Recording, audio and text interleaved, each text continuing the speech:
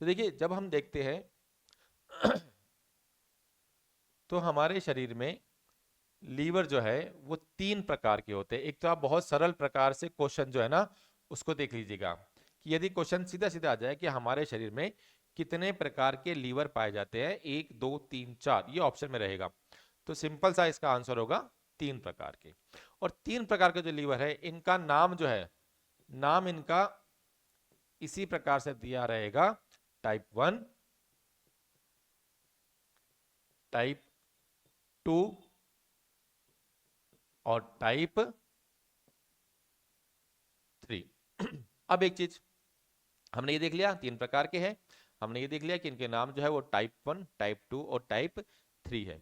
हमने ये पढ़ लिया कि जो हड्डियां हैं वो रॉड की तरह काम करती है, जॉइंट एक्सिस की तरह काम कर रहा है, और जो मसल्स है वो फोर्स के रूप में काम कर रही है।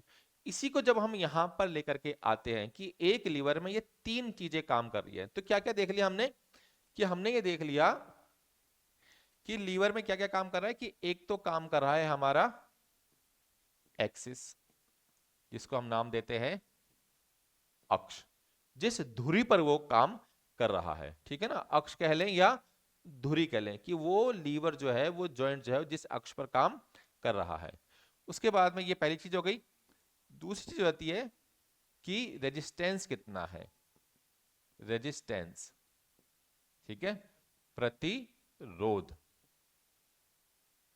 प्रतिरोध कितना है, ये दूसरी चीज है। और लीवर के संदर्भ में जो तीसरी चीज है वो आ जाती है हमारा बल, या जिसको हम क्या करें हैं, फोर्स, फोर्स, बल जो लगाया जा रहा है हमारी पेशियों के द्वारा। अब इस चीज को आप समझिएगा कि ये 3 चीजें जो है, कभी कोई चीज बीच में आएगी, कभी कोई चीज बीच में आएगी, कभी कोई चीज बीच में आएगी। ये बीच में क्यों आ रही है उसको भी समझिए, कि जब हम ये कहते हैं कि हम किसी लीवर के बारे में पढ़ रहे हैं, चाहे वो पहला हो, दूसरा हो या तीसरा हो, तो वो बेसिकली इस प्रकार से एक सतह पर हमको पाई जाएगी। एक लाइन में हम उसको समझने के लिए लगाएं तो हम ये देखेंगे कि नॉर्मली क्या होगा, कि ये जो भी भार है वो किसी अक्ष पर टिका होगा। तो हमने इसको क्या कह दिया, हमने इसको कह दिया अक्ष। और इसमें क्या होगा, कि इसमें कोई रेजिस्टेंस होगा, ठीक है ना, कोई भार होगा। तो भार जो है किसी वस्तु के रूप में हो सकता है। तो ये क्या होगा, कि यहां पर भार लगा होगा जिसको हम कह रहे हैं आर, और इसके ऊपर फिर हम अप्लाई करेंगे बल को, और बल को हम क्या करें हैं, एफ या फोर्स। तो या तो ये स्थिति हो सकती है, या स्थिति क्या हो सकती है, एक स्थिति क्या हो सकती है कि अक्ष इस बार क्या है, यहां पर हो, ठीक है, और जो आर है वो हमारा यहां पर पाया जाए, और जो हमारा बल है वो हमारा पाया जाए यहां पर। एक स्थिति ये हो गई। और एक स्थिति और बन सकती है, वो क्या कह सकता है, कि जो हमारा अक्ष है वो तो यहीं पर ही रहे, और अब जो फोर्स है वो आ जाए बीच में, और आर जो है वो चला जाए एक तरफ। तो इन 3 प्रकार की कंडीशन को हम देख सकते हैं। अब ये 3 प्रकार की कंडीशन से भी सवाल आ जाता है कि कौन से लीवर में अक्ष बीच में होता है, कौन से लीवर में रेजिस्टेंस बीच में होता है, कौन से लीवर में फोर्स बीच में होती है। तो आप इसको ध्यान दीजिएगा कि एक फॉर्मूला मैं आपको बता देता हूं। फॉर्मूला का नाम है अर्फ, ठीक है, और अर्फ जो है वो हो जाता है ARF, ठीक है, बहुत ज्यादा कठिन नहीं है, अर्फ ARF। अब सिंपल आपको ये याद रखना है कि जब भी ए सबसे पहले है, तो जब भी अगर एक्सिस बीच में है, अक्ष बीच में है, तो वो 100% लीवर फर्स्ट होगा, पहले प्रकार का जो लीवर है वो होगा। यदि रेजिस्टेंस बीच में है, यदि प्रतिरोध बीच में है, तो ऐसे में जो लीवर है वो होगा टाइप 2। और अगर फोर्स बीच में है, यदि फोर्स बीच में है, तो वो होगा लीवर का प्रकार 3। अब हमने जो ये 3 अलग अलग डायग्राम बनाए थे, इसका मतलब क्या होगा कि ये दिखा रहा है लीवर फर्स्ट को, ये दिखा रहा है लीवर सेकंड को, और ये दिखा रहा है लीवर थर्ड को। इसमें क्या होगा कि यदि हम इसको देखें तो ये डायग्राम ऐसे भी बन सकता है, ये वाला डायग्राम की बात करें लीवर सेकंड की, ये ऐसे भी बन सकता है। क्या होगा, चाहे हम इसको ए आर एफ कह दे या एफ आर ए कह दे, आर दोनों ही परिस्थिति में बीच में है। बस हमें देखने का फर्क यह होगा कि एक बार हम उसको नॉर्मल देख रहे हैं और एक बार हम उसको मिरर इमेज में देख रहे हैं, या हम कहते हैं कि एक बार हम इसको सामने से देख रहे हैं और एक बार हम उसको पीछे से देख रहे हैं। चाहे कैसा भी हो, आर हमेशा बीच में ही होगा, चाहे हम उसको किसी भी तरीके से किसी भी दिशा में से देख लें।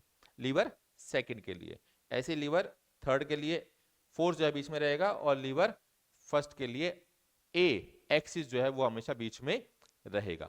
अब बात ये आती है कई बार कि एग्जाम में आपको रेजिस्टेंस हो सकता है कि वहां पर ना दिखाई दे, तो ध्यान दीजिएगा कि वहां पर अगर आपको एग्जाम में रेजिस्टेंस ना दिखाई दे तो आपको वहां पर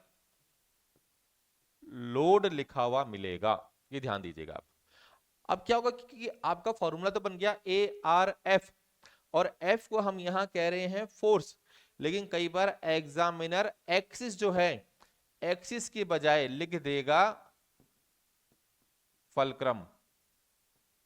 ठीक है ना, अब हम एफ से फोर्स ना देख करके हम एफ से फलक्रम देख ले, तो इसमें कंफ्यूज नहीं होना है हमें।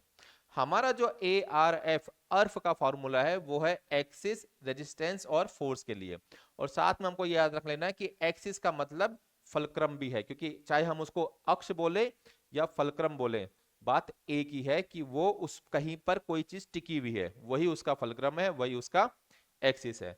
और रेजिस्टेंस को हमने क्या बोला, रेजिस्टेंस को हम लोड भी कहते हैं, क्योंकि जब आप किसी चीज को रख रहे हैं, किसी चीज को उठा रहे हैं, तो वो जो उठाने वाली चीज है, जो भी हमने कोई वजन रखा है यहाँ पे, चाहे 1 किलो 2 किलो 5 किलो, वो लोड हो गया हमारे हाथ पे, और जब हम उसको उठा रहे हैं तो बेसिकली वो मसल्स के लिए प्रतिरोध हो गया।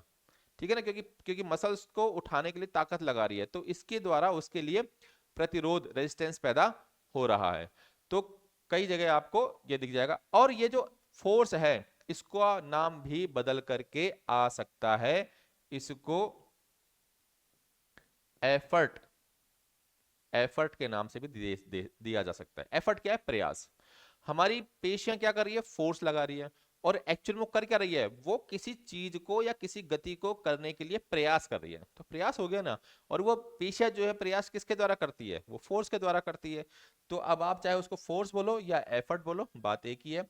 रेजिस्टेंस को हम चाहे लोड बोले चाहे हम रेजिस्टेंस बोले, बात एक ही है। एक्सिस को फलक्रम भी कहा जाता है, ये बात हमारे यहाँ पर तय हो गई है। ठीक है ना।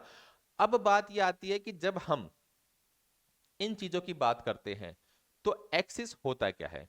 ठीक है ना, तो एक्सिस क्या है, एक्सिस है बेसिकली जहां पर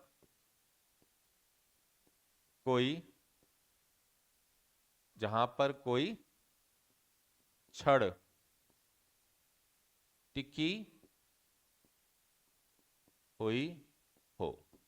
ठीक है, जहां पर कोई भी छड़, क्योंकि हम लीवर की बात करें, लीवर में छड़ की बात करें, तो छड़ अगर किसी जगह पे टिकी हुई है तो उसको हम कह रहे हैं एक्सिस। ठीक है, अब वो कोई बिंदु भी हो सकता है, वो कोई धरातल भी हो सकता है, कोई तल भी हो सकता है। जब हम बात करते हैं इसके बाद में रेजिस्टेंस की, तो रेजिस्टेंस क्या होता है, रेजिस्टेंस है प्रतिरोध। और प्रतिरोध क्या होगा, जिस बल पर हमको काबू पाना है। क्या होगा रेजिस्टेंस, जिस बल पर हमें काबू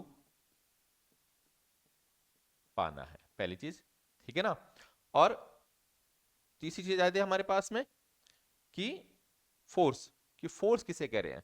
तो फोर्स की भी अपनी परिभाषा है। फोर्स को नॉर्मली हम बल के रूप में जान रहे हैं, पेशियां लगा रही, तो फोर्स क्या कर रहा है कि रेजिस्टेंस वो है जिस बल पर हमें काबू पाना है। ठीक है ना, अगर आपने 2 किलो रखा हुआ है, 4 किलो रखा हुआ है, 5 किलो रखा हुआ है, तो ये वो बल हो गया जिस पे हमको काबू पाना है। मतलब जिसको हमें उठाना है या जिसके लिए हमको कोई प्रतिक्रिया देनी है, कोई कार्य करना है। और बल क्या है? बल कह रहा है कि जिस रेजिस्टेंस पे हमें काम करना है। तो ये क्या हो जाएगा कि बल है जिस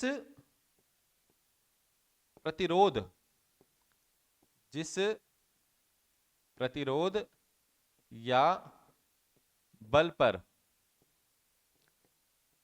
काबू पाना है, उसके लिए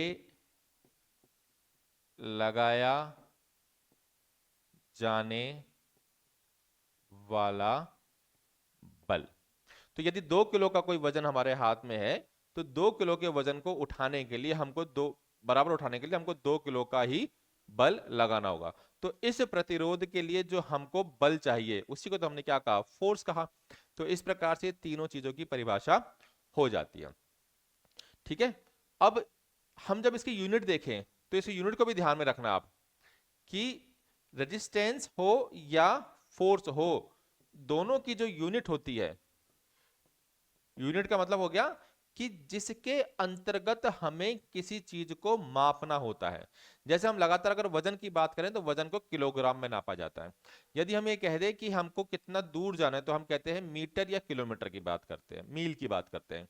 ठीक है। तो ऐसे ही जब हम रेजिस्टेंस या फोर्स की बात करते हैं तो हम उसको, उसकी जो यूनिट है, उसकी जो इकाई है वो होती है एन, और एन का यहां पर मतलब है न्यूटन।